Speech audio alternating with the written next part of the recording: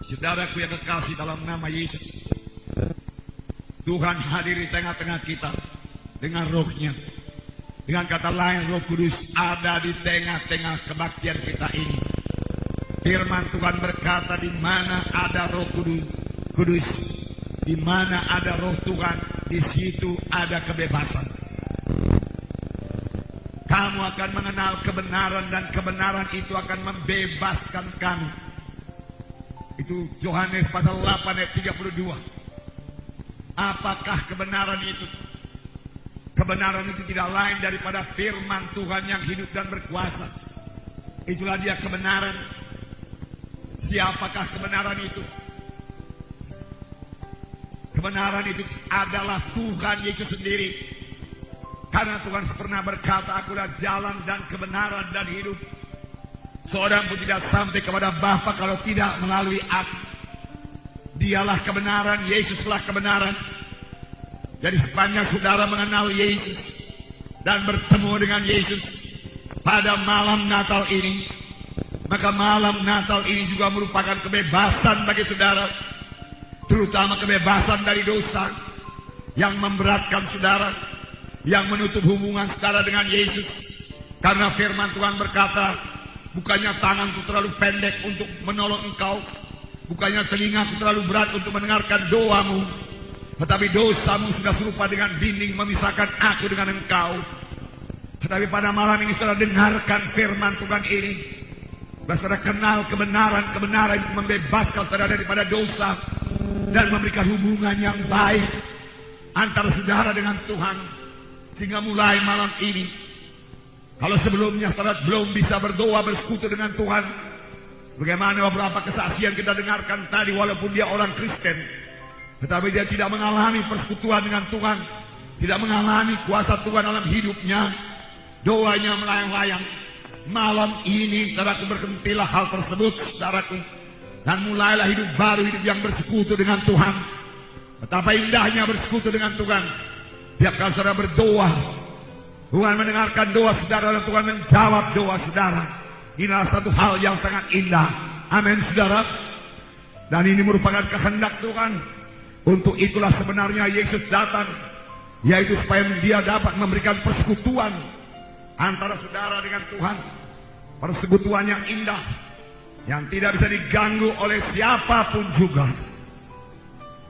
Nah, saudara juga bisa dibebaskan daripada penyakit. Firman Tuhan berkuasa. Firman Tuhan itu hidup dan berkuasa. Firman Tuhan belum kehilangan kuasanya. Tuhan bisa menjamah saudara. Firman Tuhan berkata bahwasanya firman yang ditabur tidak pernah kembali dengan kosong, tetapi Tuhan selalu meneguhkan firman yang ditabur dengan kuasa dan tanda ajaib, dengan kuasa dan tanda ajaib.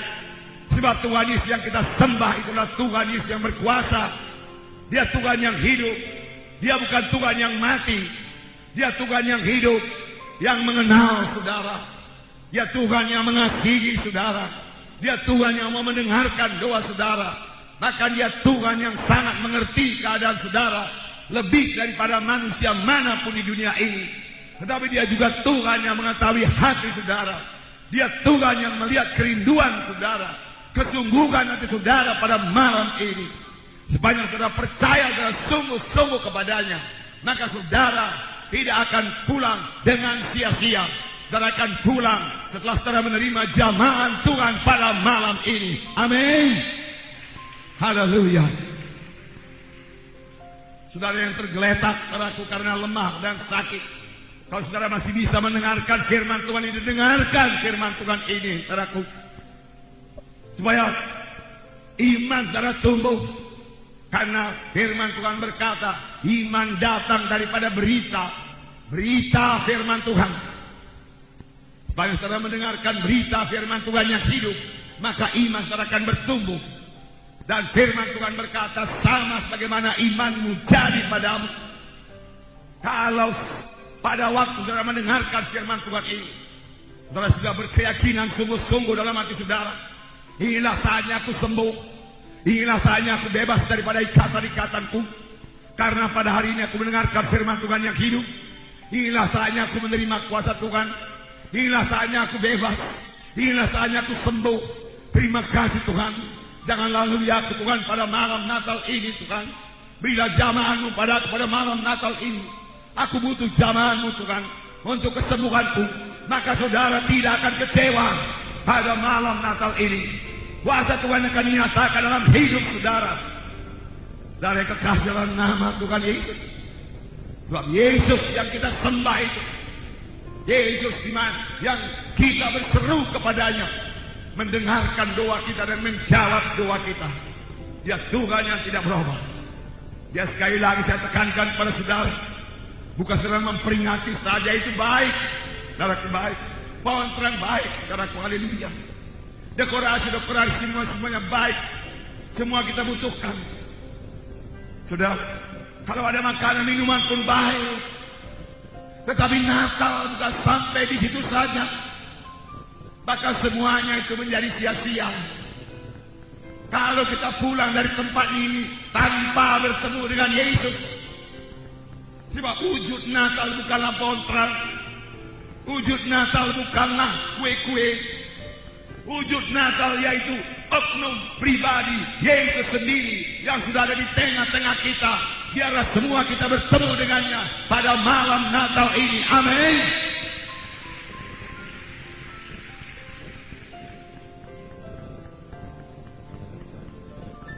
Kita bersyukur kepada Tuhan. Sebenarnya yang kita peringati pada hari ini adalah Yohanes 3:16. Di mana dikatakan karena demikian Allah mengasihi isi dunia ini sehingga dikaruniakannya anaknya yang tunggal itu, supaya barang siapa yang percaya kepadanya tidak binasa, melainkan beroleh hidup yang kekal. Barang siapa yang percaya kepadanya, siapa saja yang percaya kepadanya, siapa saja termasuk kita semua yang berhimpun di sini, apapun latar belakang saudara, suku, agama saudara, berita bagi saudara, Allah Bapa mengasihi saudara dan Dia tidak ingin saudara binasa.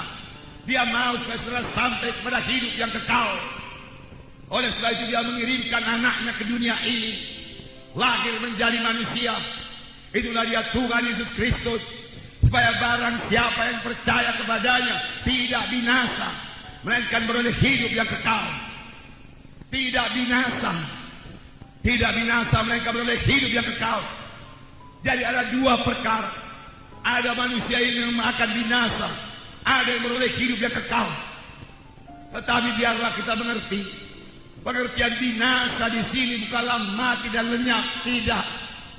Binasa maksudnya di sini hukuman yang kekal. Tidak 100 tahun, tidak 200 tahun, tidak 1000 tahun.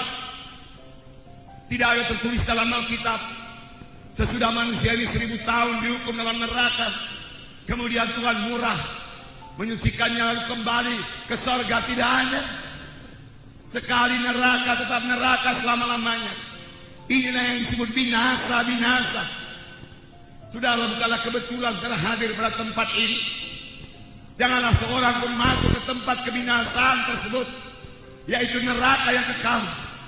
Percaya atau tidak percaya, neraka ada. Sudah ada. Bahkan sudah banyak orang ke neraka. Jangan ditambahi lagi. Rebut jiwa-jiwa. Bawa dia ke surga. Tapi di samping neraka ada surga yang kekal. Surga selama-lamanya. Selama-lamanya senang. Di surga tidak ada kebinasaan. Di surga tidak ada penyakit, tidak ada kesusahan, tidak ada setan. Tuhan menyediakan surga bagi saudara. Tuhan menyediakan surga bagi kita sekalian yang berhimpun di sini. Dan Tuhan mengendaki semua kita memiliki hidup yang kekal. Amin. Karena firman Tuhan berkata, tidaklah ia gemar seorang pun binasa, tetapi supaya sekaliannya sampai kepada pertobatan. Tuhan tidak suka seorang pun ke neraka. Neraka diciptakan bukan untuk tempat manusia. Neraka diciptakan untuk tempat setan.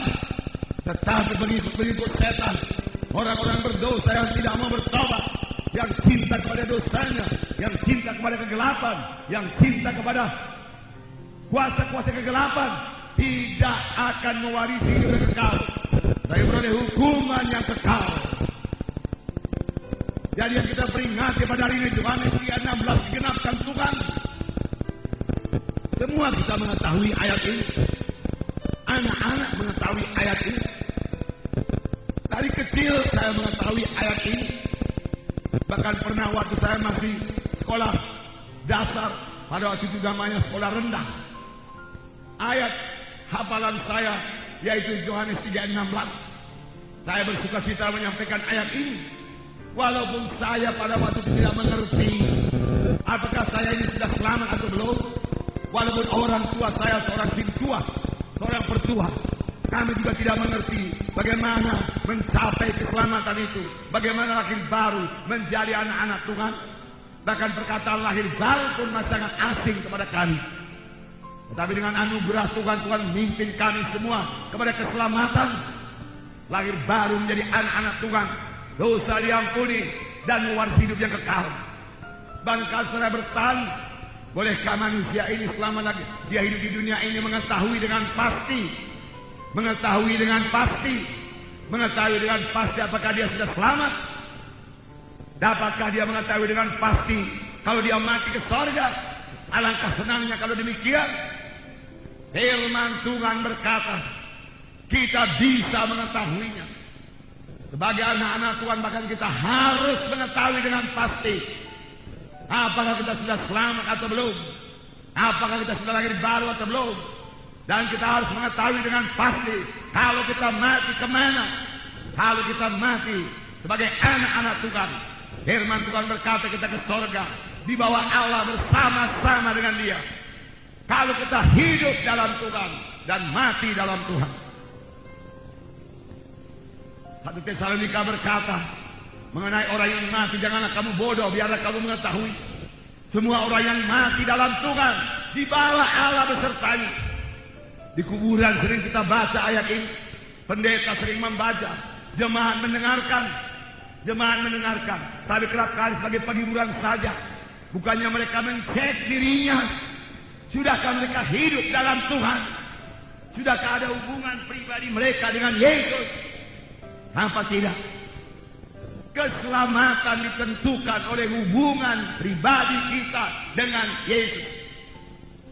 Keselamatan jiwa, keampunan dosa, lahir baru, hidup yang kekal, semua itu sejalan, bukan ditentukan oleh pencatetan nama di gereja. Seseorang boleh saja mencatatkan nama di 5 gereja, tapi kalau dia masih belum punya hubungan pribadi dengan Tuhan Yesus, dia tidak akan mewarisi hidup yang kekal. Firman Tuhan berkata dalam 1 Yohanes pasal 5 ayat 11 dan 12, dikatakan, dan inilah kesaksian itu, Allah telah mengaruniakan hidup yang kekal kepada kita, dan hidup itu ada di dalam Anaknya. Barang siapa memiliki anak, ia memiliki hidup. Barang siapa tidak memiliki anak itu, ia tidak memiliki hidup. Semuanya yang dituliskan kepadamu supaya kamu yang percaya kepada nama anak Allah itu tahu ataupun mengetahui bahwa kamu memiliki hidup yang kekal. Di sini dikatakan, inilah kesaksian itu, Allah telah mengaruniakan hidup yang kekal kepada manusia ini. Tetapi siapakah yang selamat? Siapakah yang menerima karunia itu? Di sini dikatakan, barang siapa memiliki anak. Anak ditulis dengan huruf besar, maksudnya bukan keturunan. Bukan maksudnya barang siapa yang memiliki keturunan dia memiliki hidup yang kekal, tidak. Maksudnya di sini barang siapa yang memiliki Yesus, ia memiliki hidup yang kekal. Barang siapa tidak memiliki Yesus, ia tidak memiliki hidup yang kekal, walaupun dia ke gereja. Sidang pertama, semua mengetahui dengan pasti bahwasanya dia beroleh hidup yang kekal. Itu sebabnya kepada sidang pertama, mati martir tidak menjadi persoalan. Dia tahu kalau dia mati martir, itulah dia berjumpa dengan Tuhan Tuhan dan Juru Selamat. kehidupannya tidak akan berhenti. Barang siapa yang memiliki Yesus, dia memiliki hidup. Barang siapa tidak memiliki Yesus, dia tidak memiliki hidup yang kekal. Jadi keselamatan jiwa bukan tergantung dari kebaikan saudara. Firman Tuhan berkata, kebaikan manusia ini, kejujuran manusia ini hanya sebagai kain lapuk di hadapan Tuhan. Memang sesudah selamat, saudara harus bertobat, tinggalkan semua dosa sebagaimana kita lihat dalam fragmen-fragmen tadi. Bohong pun ditinggalkan, dosa mana pun ditinggalkan. Harus bertobat. Dan sesudah kita selamat, yaitu sesudah kita menerima Yesus sebagai Tuhan dan Juru Selamat kita sanggup melawan dosa itu. Mengapa? Karena kita tidak sendiri lagi. Ada Yesus dalam hati kita. Kita tidak sendiri. Ada Yesus dalam hati kita. Amin, saudara. Ada Yesus dalam hati kita. Inilah dia keselamatan. Bukan pula ditentukan oleh hubungan, bukan pula ditentukan oleh sumbangan kita yang begitu banyak kepada gereja. Bukan. Keselamatan kita ditentukan oleh hubungan kita dengan Tuhan Yesus. Bagaimanakah sumbangan saya? Misalnya 10 juta kepada gereja ini, saya sumbang 10 juta. Apakah itu menghapus dosa saya? Misalnya saya sudah berbuat suatu dosa yang keji, lalu saya berikan 10 juta, hilangkah dosa saya? Kalau begitu orang kaya akan ke surga, orang miskin akan ke neraka karena tidak punya uang buat menebus dosanya. Tetapi tahukah saudara bahwasanya hanya satu yang dapat menebus manusia ini dari dosa? Hanya satu, yaitu darah Yesus yang telah tercurah di kayu salib di Golgota. Haleluya. Kamu ditebus dari cara hidupmu yang sia-sia, bukan dengan emas dan perak. Itu buku 1 Petrus pasal 1 ayat 18-19. Kamu telah ditebus dari cara hidup yang sia-sia, bukan dengan emas dan bukan dengan perak, tetapi kamu ditebus dengan darah yang mahal, darah yang suci, darah yang tidak bercacat celah, yaitu darah Kristus. Amin. Yang sebagai darah anak domba tidak bercacat celah. Hanya darah Yesus yang tidak bercacat celah. Seluruh darah manusia di dunia ini sudah bercacat celah, karena semua manusia telah berdosa dan telah kehilangan kemuliaan Allah. Itu sebabnya hanya Yesus satu-satunya jalan ke sorga. Tuhan sendiri berkata, akulah jalan, akulah kebenaran, akulah hidup. Seorang pun tidak sampai kepada Bapa kalau tidak melalui aku. Tidak sampai ke sorga kalau tidak melalui Yesus. Tuhan bukan penunjuk jalan. Dialah jalan itu. Milikilah jalan itu. Milikilah Yesus. Bahkan kepada saudara yang sakit saya katakan pada malam ini, saudaraku, yang terpenting, yang paling penting bagi saudara bukan kesembuhan tubuh. Memang Tuhan menyembuhkan tubuh. Bahkan Tuhan tidak pernah menolak orang sakit yang berseru kepadanya. Jika saudara Daud, tolong saya. Dia selalu mendengar seru dari anak-anaknya yang memanggil namanya. Dia akan menjawab. Dan lihat dalam Alkitab, Bartimeus berseru kepada Tuhan, Yesus anak Daud, tolong saya. Yesus anak Daud, tolong saya. Orang-orang menyuruhnya diam-diam. Peminta sedekah buta diam. Bukannya dia diam, tambah kuat dia berseru, Yesus tolong saya. Yesus berhenti. Yesus berhenti dan berkata, panggil dia datang kemari. Bartimeus dipanggil. Apa diperbuat Bartimeus? Bartimeus menanggalkan jubahnya. Dia lari kepada Yesus. Dia mau cepat-cepat bertemu dengan Yesus. Segala halangan-halangan, jubahnya yang merupakan halangan dia buangkan, supaya dia bisa bertemu dengan Yesus. Karena dia tahu kalau dia bertemu dengan Yesus, hidupnya tidak mungkin sama lagi. Demikian juga saudara yang pada malam ini bertemu dengan Yesus. Hidup saudara tidak mungkin sama lagi. Amin. Bertemulah dengan Yesus pada malam ini. Jangan lewatkan kesempatan ini. Setan sangat gembira kalau pada waktu hari Natal jiwa-jiwa tidak bertemu dengan Yesus.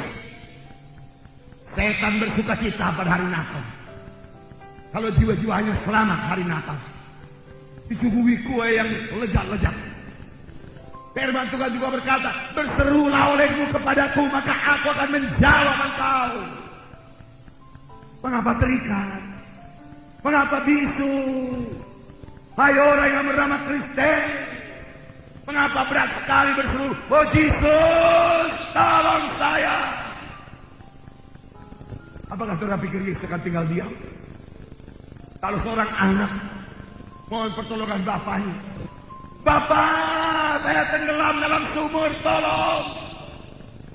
Bapak dunia akan lari, ngambil tali atau apa saja, lempar ke bawah. Kalau nggak ada tali, terjun bapak itu dalam sumur, menolong anaknya. Apakah Yesus tinggal diam?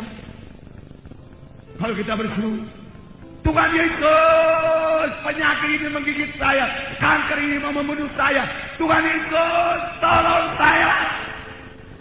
Saya bertobat Tuhan, saya ikut Kau sepanjang hidup saya. Sama seperti kesaksian pelaut tadi, Bapak Purba kalau saya tidak salah. Dia katakan, sembuhkan aku Tuhan, aku ikut Engkau sepanjang hidupku. Maka dia meninggalkan pekerjaannya. Dan betul, dan dia bisa juga berdoa, Tuhan berikan aku pekerjaan yang lain Tuhan, supaya aku tetap di Medan dan boleh kebaktian di Gereja Kemenangan Iman Indonesia. Buka jalanmu Tuhan. Kedua yang patut diberikan pada Tuhan, dia memberikan prioritas yang pertama pada Tuhan, bukan pada pekerjaannya. Banyak orang berikan prioritas pada pekerjaannya. Berseru. Itu yang saya katakan tadi kepada saudara yang sakit. Dengarkan firman Tuhan ini supaya saudara bisa berseru kepada Tuhan. Bukankah saudara butuh pertolongan? Tapi sekali lagi saya ulangi, yang terpenting bukan kesembuhan tubuh, yang terpenting keselamatan jiwa, keampunan dosa saudara, yang juga hanya terdapat di dalam Yesus. Itu yang terpenting, saudara, itu yang terpenting. Keampunan dosa. Firman Tuhan berkata, apakah untungnya kepada seorang dia boleh hidup dunia yang tadi kehilangan jiwanya?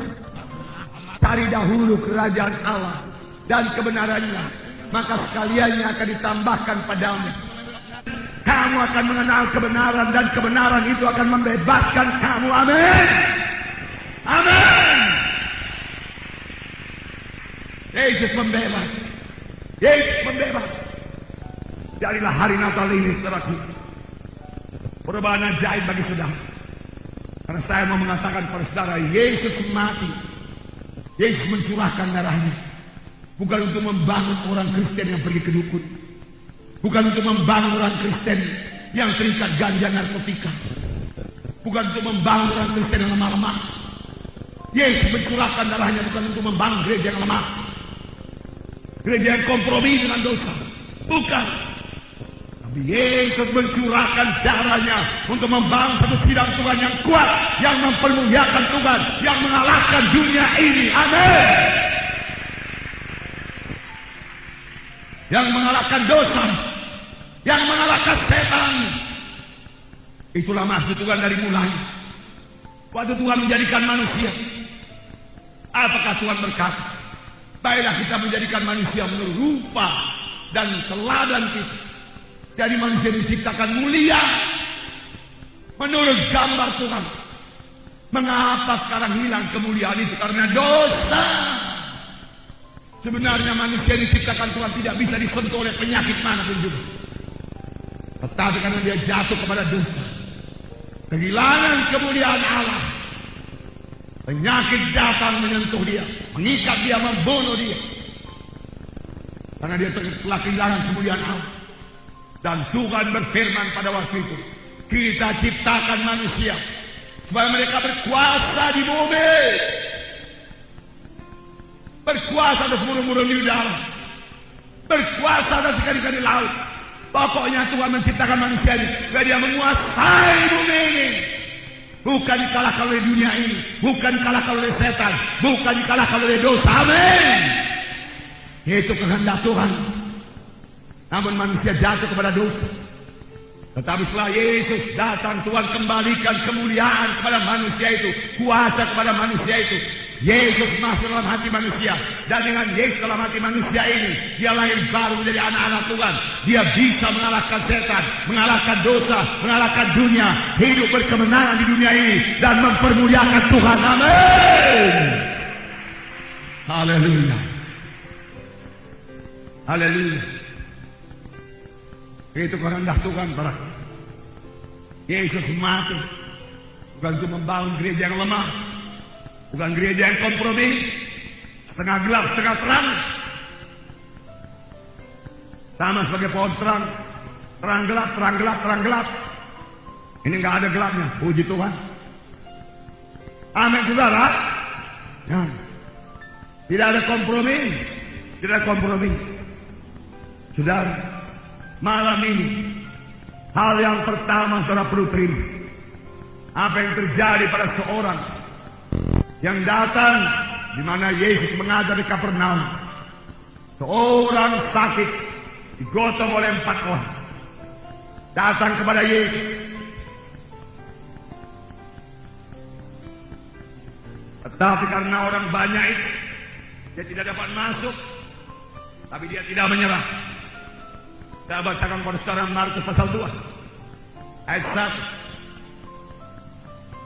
Kemudian sesudah lewat beberapa hari, waktu Yesus datang lagi ke Kapernaum, tersiarlah kabar bahwa ia ada di rumah. Maka datanglah orang-orang berkerumun, sehingga tidak ada lagi tempat, bahkan di muka pintu pun tidak. Sementara ia memberitakan firman kepada mereka, ada orang-orang datang membawa kepada yang seorang lumpuh, digotong oleh 4 orang. Tetapi mereka tidak dapat membawanya kepadanya karena orang banyak itu. Lalu mereka membuka atap yang di atasnya. Sudah terbuka, mereka menurunkan tilam tempat orang lumpuh itu terbaring. Ketika Yesus melihat iman mereka itu, berkatalah ia kepada orang lumpuh itu, hai anakku, dosamu sudah diampuni. Betapa indahnya ini. Kemudian sesudah itu Tuhan berkata,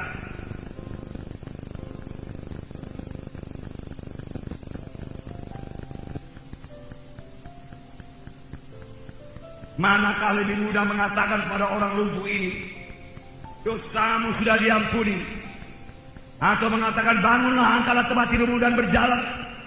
Tetapi supaya kamu tahu bahwa Anak Manusia berkuasa mengampuni dosa, berkatalah ia kepada orang lumpuh itu, kepadamu kukatakan, bangunlah, angkatlah tempat tidurmu dan pulanglah ke rumahmu. Dan orang itu pun bangun, segera mengangkat tempat tidurnya dan pergi keluar di hadapan orang itu, sehingga mereka semua takjub, lalu memuliakan Allah, katanya, yang begini belum pernah kita lihat. Yesus mengajar di Kapernaum, penuh semua, di muka pintu dan jendela, di dalam ruangan penuh, orang tidak bisa masuk lagi.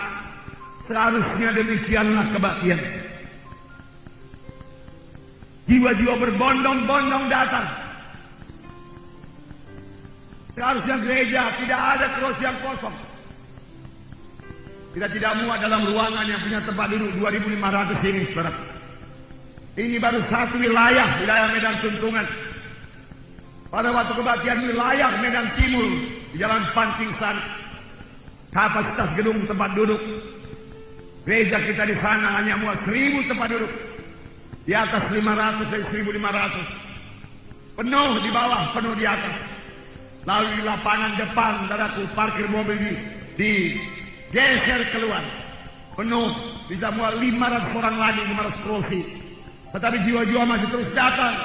Dan jiwa-jiwa yang datang tidak bisa lagi sampai kepada saya. Mereka sampai ke jalan-jalan itu. Saudara, jiwa-jiwa perlu Yesus. Saudara perlu Yesus. Yesus hidup. Dan malam itu Tuhan bekerja. Berita keselamatan, berita kelepasan, berita kesembuhan saya sampaikan kepada mereka. Tapi waktu jam pendamaian, waktu saya panggil ke depan, mereka maju ke depan. Saya melihat begitu banyak yang bangkit dari tempat duduknya, sekitar 1.000 orang. Dan tempat di sini sudah penuh. Jiwa-jiwa sudah sampai di pinggir batas podium. Jiwa-jiwa. Lalu saya katakan stop. Lalu yang di atas tidak bisa maju ke depan, yang di luar tidak bisa maju ke depan. Mereka hanya berdiri di tempat dan berdoa di tempat. Kalau kuasa Tuhan dinyatakan, jiwa-jiwa akan berbondong-bondong datang di gereja. Amin. Haleluya. Tuhan, kembalikan ini Tuhan. Kembalikan kuasa-Mu kepada gereja-Mu Tuhan Yesus. Ini doa saya. Dan gereja Tuhan penuh. Dan jiwa-jiwa berubah, jiwa-jiwa berubah. Malam ini saudara pulang dengan perubahan ajaib daripada Tuhan. Amin. Paling tidak saudara mengenal Yesus sebagai Tuhan dan Juru Selamat. Dan mulai malam ini saudara bersekutu intim dengan Yesus.